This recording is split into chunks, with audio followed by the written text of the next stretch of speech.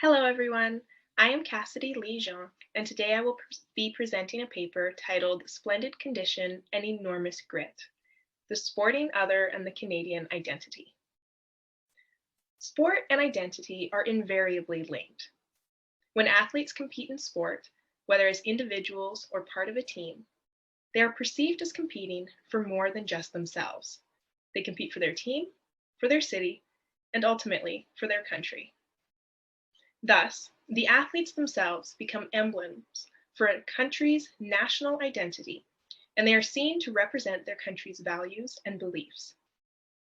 Athletes are portrayed in a way that supports their country's chosen narratives, how their country wants to be viewed by its own citizens as well as by outsiders, regardless of whether or not those narratives are accurately upheld by the athlete. Canadian identity is closely linked to sport, and it also has a close connection with mastery over the environment, a theme that persists in the portrayal of many Canadian sports. As such, Canadian identity is very dependent not only on the outcome of an event, but on the opponent that Canada is facing. Scott D. Watson notes that, quote, "As with other national symbols, sports are used to promote particular values as definitive of the Canadian nation and to differentiate Canada from other national communities," end quote. Canadian identity is mutable, and it changes in response to outside influences, which is especially apparent when those outside influences are a sporting opponent. By examining important sporting events in Canada's history, the changes to Canadian identity in the face of various others becomes glaringly apparent. In July 1867, the Dominion of Canada had been in existence for less than 30 days, when the young nation won its first international sporting title in rowing. 4 oarsmen from New Brunswick, George Price, Elijah Ross, Samuel Hutton, and Robert Fulton, won the Paris Regatta. This rowing team from a country in its infancy was the most unlikely victor, and suddenly the idea of what it means to be Canadian on the international stage begins to take shape.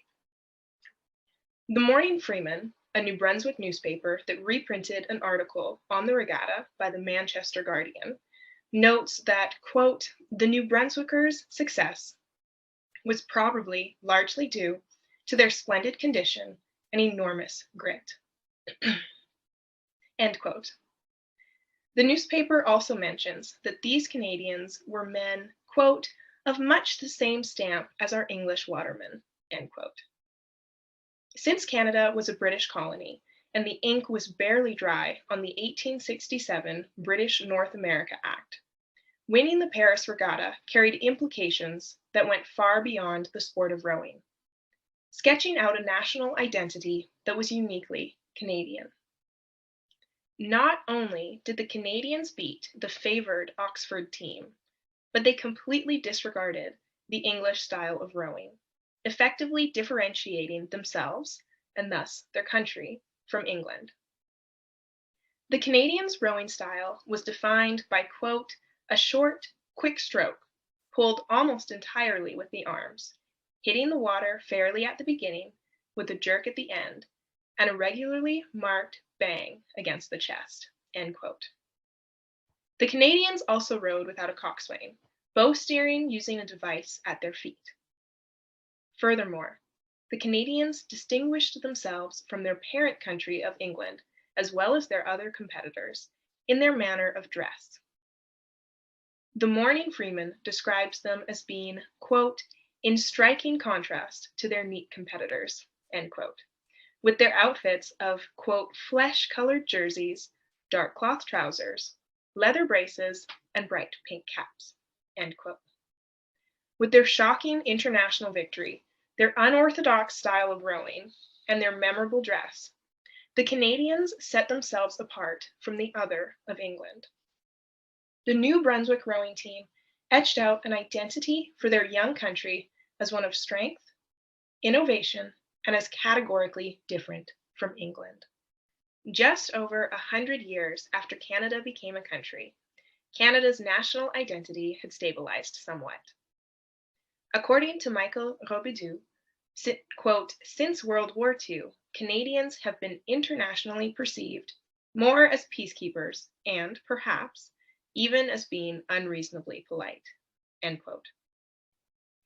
In 1972, a sporting event that has become known as one of the most important in Canadian history occurs: the Hockey Summit Series between Canada and the Soviet Union.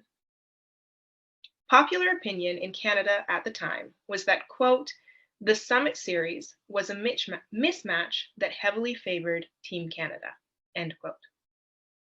Hockey was, and is, an important part of the Canadian identity, and as a sport that embodies both the frozen climate stereotypical of Canada and the physical strength and violence associated with the bush masculinity of this country's founders, proving Canada's hockey dominance was of paramount importance. In the years leading up to the Summit Series, the Soviet Union had a decade-long win streak at the international level. The Summit Series would be where Canada showed itself as the absolute hockey authority because, unlike in the Olympics, the Canadian National Hockey League players would be able to play in these games. Many East versus West attitudes also made their way into the series. Although Canada was not directly involved in the Cold War, many American anti-Soviet attitudes filtered into Canadian culture. Traits such as individualism and strength dominated the Canadian identity narrative during that time. Other qualities often associated with Canada, such as multiculturalism and diversity, were, quote, consciously obscured, end quote, in order to present Canada, quote, as a unified, homogeneous force, heroically turning back the Soviet challenge, end quote. However, Pierre-Luc Beauchamp mentions that the notion of Canada as a polite, peacekeeping nation was quickly exchanged for international disgrace due to the unethical sporting conduct of Canadian players in regards to violent play and sportsmanship. During Game 6 of the series, future Hall of Famer Bobby Clarke broke Soviet star Valery Kharlamov's ankle. In spite of this embarrassing and decidedly un-Canadian conduct of Team Canada's players on the ice, Canada's victory in the series is ultimately presented in the media as a patriotic triumph. National pride dilutes the questionable conduct during the series and leaves a general impression of national accomplishment.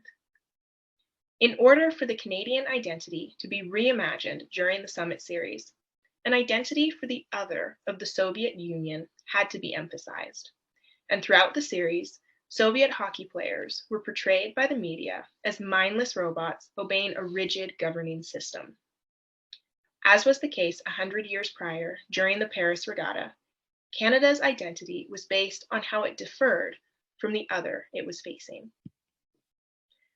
Finally, in 2019, the Toronto Raptors became the first Canadian team to win the National Basketball Association Finals, and the narrative of Canadian identity changed once again, this time with a focus on Canadian multiculturalism. Despite the fact that the Toronto Raptors were not actually a Team Canada in the traditional sense, they had only one Canadian player during the 2018-2019 season, and they represented a single city in Canada and not the whole country. The Raptors had quickly gained the reputation of being Canada's team, thanks in part to the very successful We the North marketing campaign, along with the fact that they are the only NBA franchise in Canada. As before, Canadian identity shifts in response to the other that it is facing, the United States. This identity matchup had to do with more than merely beating Canada's southern neighbors. The desire to differentiate from the US and to declare to the world that the welcoming, multicultural, humble, Canadian we is better than the opposing American they is woven through the entire NBA Finals. As the smaller and less powerful country, sport is a significant way Canada can truly compete with the US. The Raptors, Toronto, and subsequently Canada have been portrayed by the media as, quote, wonderfully unique and superior, end quote, to the United States due to Canada's multicultural, multilingual basketball team. Canadian society prides itself on opposing the melting pot philosophy of the United States and embracing a Canadian identity that doesn't seek to erase the differing heritages of its citizens. And because the Raptors have taken the mantle of Canada's team, they are portrayed to the world as an accurate representation of everything the country is, regardless of the legitimacy of that belief. Furthermore, Canadian stereotypes about playing through pain, remaining stoic in the face of victory or defeat, and maintaining a humble disposition are values that have been imbued on the Raptors players and are used to Canadianize them in the minds of viewers. In spite of the Canada versus US sentiment surrounding the NBA Finals, the Toronto Raptors, in particular Kawhi Leonard, Kyle Lowry, and Fred VanVleet Sr., have been embraced by Canadians, even though these players are American. Moreover, the entire finals series was threaded with a desperate desire to prove that Canada is as good, if not better, than the United States at this game that a Canadian invented and that spread beyond basketball and into Canadian culture and identity. This win was presented by Canadian media as displaying that not only was Canadian basketball superior to that of the United States, but that a large part of the Raptors' strength and success was due to the multiculturalism of the team and the country that they played for, a quality not attributed to the other of the United States. Throughout history, Canadian identity has constantly been reimagined in the face of an outside other, and will likely continue to do so as international relationships change in the future. Canadian identity is most apparent beside examples of what it is not, and sport has provided the perfect arena for others to be identified. Beginning with the Paris Regatta of 1867 to the Cold War Summit Series against the Soviet Union in 1972, to the cultural importance of the Toronto Raptors' 2019 National Basketball Association Championship, Canadian identity morphs in response to an other from which it desires to differentiate itself. As Watson describes, the formation of national identity, quote, involves a description of the defining features of the national community, but also specific national others through which that identity operates. In Canadian sport, as well as, most importantly, Canadian identity, the other that Canada is being displayed in contrast to is of utmost importance. National identity is created and changed depending on that country's position in history, and regardless of the narrative, reality is far more complicated. Thank you.